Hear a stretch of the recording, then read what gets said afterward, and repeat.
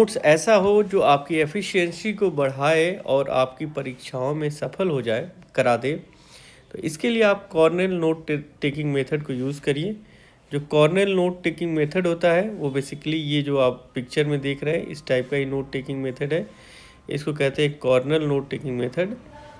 इसको बेसिकली आप अपने नोट्स के पेजेस को 3 भागों में बांटिए। हम लोग भी तैयारी के दौरान तो इतना एफिशिएंट नहीं थे, लेकिन 2 भागों में बांटते थे। हम लोगों की तैयारी में क्यूज होते थे और नोट्स होता था। लेकिन कॉर्नल जो नोट टेकिंग मेथड होता है उसमें आपको समरी का भी एक कॉलम मिलता है। यदि आप तीनों को इसको करते हैं तो आपका नोट्स, जो कि आप सालों तक नोट्स बनाते हैं, लंबा चौड़ा नोट्स रहता है, जिसमें जब परीक्षा आती है तो आप क्रैम्प करने लगते हैं और ये जो आपकी लिखी हुई बातें हैं उसको आप रिवाइज़ नहीं कर पाते। ऐसी परिस्थिति में आपके जो क्यूज़ होते थे या हम लोगों के क्यूज़ होते थे वो यूज़ होते थे और लास्ट टाइम में बस एक कॉर्नर्स को पढ़ के हम लोग अपना हज़ारों पेजेस का नोट्स एग्ज़ाम में रिवाइज़ कर पाते थे और रिवाइज़ करके जाते थे।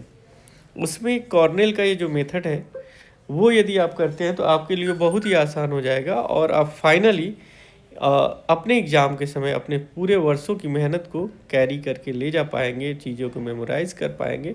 इसलिए आप कॉर्नेल के इस मेथड को रखिए अपने नोट्स में। जो मेन नोट्स है वो इस पोर्शन में आप लिखेंगे, उसके जो क्यूज़ है आप लौट के रिटर्न करिए, उसके मेन पॉइंट्स को रखिए जिससे आप रिमाइंड कर सकें और फाइनली जब कभी रिवाइज़ करिए तो उसकी समरी नीचे थोड़ा डिटेल में लिख दीजिए, सोर्सेज को लिख दीजिए।